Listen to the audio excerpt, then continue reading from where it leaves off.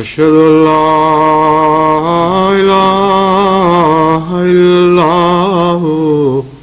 وحده لا شريك له وأشهد أن محمدا عبده ورسوله أما بعد فأعوذ بالله من الشيطان الرجيم بسم الله الرحمن الرحيم الحمد لله رب العالمين الرحمن الرحيم مالك يوم الدين إياك نعبد وإياك نستعين اهدنا الصراط المستقيم صراط الذين أنعمت عليهم غير المغضوب عليهم ولا الضالين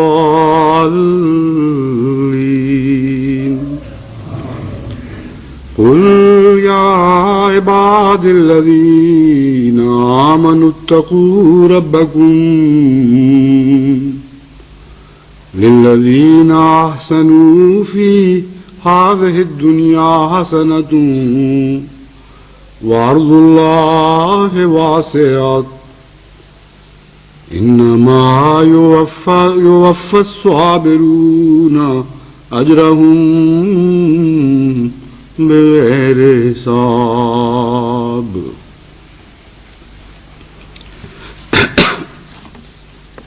غم اور خوشی اور خوف اور امید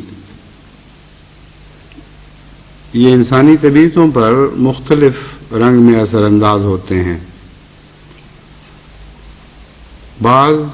انسانوں کے دل چھوٹے ہوتے ہیں، ان کا ظرف کم ہوتا ہے، ان کے حوصلے پست ہوتے ہیں، ان کو خوف و ہراس بالکل مایوس کر دیتے ہیں، اور جو ان کی مخفی طاقتیں خدا تعالیٰ نے ان کو عطا کی ہوئی ہیں وہ خوف و ہراس کے نتیجے میں مختل ہو جاتی ہیں، ایک جمود طاری ہو جاتا ہے، اور جو رہی سہی طاقت عام حالات میں انسان مختلف رنگ میں استعمال کر سکتا ہے اس کی بھی ان کو استطاعت نہیں رہتی۔ اسی طرح چھوٹے دل اور چھوٹے حوصلے کے لوگوں کو خوشی بھی پاگل کر دیتی ہے، وہ اپنی حیثیت سے بڑھ کر چھلانگیں لگانے لگتے ہیں، اپنی طاقت سے بہت بڑھ کر اپنے متعلق گمان کرنے لگتے ہیں، جو کچھ ان کو ملنا ہے اس سے کئی گنا زیادہ امیدیں لگا بیٹھتے ہیں، اور یہ کیفیات زندگی کے ہر شعبے میں یکساں عمل کر رہی ہیں۔ بعض اسی قسم کے تجارت کرنے والے ابھی تجارت کا منافع تو دور، تجارت کے ابتدائی اقدام بھی ابھی نہیں کیے ہوتے، تو بڑے بڑے منافعوں کی توقع رکھ کر اصل زر میں سے خرچ شروع کر دیتے ہیں۔ ایسے لوگ اکثر دنیا میں الا ماشاء اللہ جس میدان میں قدم رکھتے ہیں ناکام رہتے ہیں۔ اس کے برعکس بعض لوگ ایسے ہیں جن کو خوف و ہراس اور خوشی اور امیدیں بالکل مختلف قسم کے پھل عطا کرتے ہیں۔ خوف کے نتیجے میں ان کی مخفی طاقتیں جاگ اٹھتی ہیں، وہ اس خدا تعالیٰ کی عطا کردہ عظمتیں جو ان کے سینوں میں خابیدہ تھیں انہیں ہوش آ جاتی ہے، ان کو اپنی حیثیت کا پتہ چلتا ہے، ان کے اندر ولولہ پیدا ہوتا ہے، ان کے اندر جرأت زور مارنے لگتی ہے، اور وہ بڑی جرأت اور بہادری کے ساتھ ہر چیلنج کو قبول کرنے کے لیے آمادہ ہو جاتے ہیں۔ خوشی ان کو تسکین تو بخشتی ہے لیکن پاگل نہیں کر دیتی۔ امید ان کو نئی زندگی کا پیغام تو دیتی ہے لیکن عمل سے غافل نہیں کرتی۔ دنیا کی مختلف قوموں میں بھی اس قسم کے مزاج پائے جاتے ہیں اور افراد میں بھی،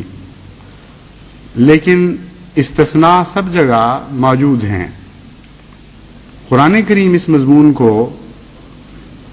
اس طرح دو حصوں میں تقسیم فرماتا ہے کہ کفار کی طرز عمل مومنوں کی طرز عمل سے بالکل الگ اور ممتاز کر کے دکھاتا ہے۔ قرآن کریم کے نزدیک ایمان اور کفر بھی دو گروہوں میں بٹے ہوئے ہیں، اور ان میں بھی وجہ امتیاز تمہیں یہی دکھائی دے گی کہ کافر کے دل پر خوف و ہراس اور اثر کرتے ہیں اور مومن کے دل پر اور، کافر کو خوشیاں اور پیغام دیتی ہیں اور مومن کو اور یہ ایک ایسا غالب رنگ ہے، یہ ایک ایسی غالب تقسیم ہے کہ کافر خواہ انفرادی طور پر جرأت مند اور بڑے حوصلے کا بھی ہو، خواہ قومی لحاظ سے انکار کرنے والوں کا قومی کردار اسی مضمون میں مختلف اثر دکھا رہا ہو، لیکن جب یہ لوگ یعنی الناس دو حصوں میں بٹتے ہیں کفر اور ایمان کے لحاظ سے، کچھ انکار کرنے والے بن جاتے ہیں اور کچھ ایمان لانے والے، تو قرآن کریم کے بیان کے مطابق یہ تقسیم ان کے اوپر اس طرح غالب آ جاتی ہے کہ ہر انکار کرنے والے کا یہ کردار بن جاتا ہے اور ہر ایمان لانے والے کا وہ کردار بن جاتا ہے۔ چنانچہ قرآن کریم فرماتا ہے کہ یہ جو منکرین ہیں ان کا کردار ہے جب ان کے اوپر مذہبی طور پر کوئی ابتلا آتا ہے یا کوئی مایوسی کا دور آتا ہے، کوئی خوف کا دور آتا ہے، تو یئوسن کفور، وہ مایوس بھی ہو جاتے ہیں اور ناشکری کی باتیں بھی شروع کر دیتے ہیں۔ وہ کہتے ہیں یہ کیسا خدا ہے اس نے ہمیں چھوڑ دیا، یہ کیسا خدا ہے جس نے اپنے وعدے پورے نہیں کیے، یوں ہی فرضی باتیں ہیں، یوں ہی قصے ہیں۔ گویا بنیادی طور پر عدم ایمان کے نتیجے میں انکار پیدا ہوتا ہے، اور انکار بعض حالتوں میں ننگا ہو جاتا ہے، خصوصاً خوف اور ہراس کے وقت۔